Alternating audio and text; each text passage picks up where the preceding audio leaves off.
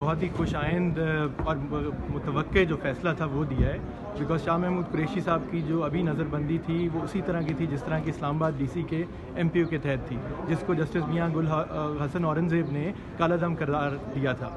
तो आज भी यही हुआ है। उन्होंने जज साहब ने यह भी पूछा हुकूमती वकला से कि आप बताएं कि आपके ख़िलाफ़ कोई ऐसी मालूमात हैं कि जिनके तहत नज़रबंदी बनती है शाह साहब की।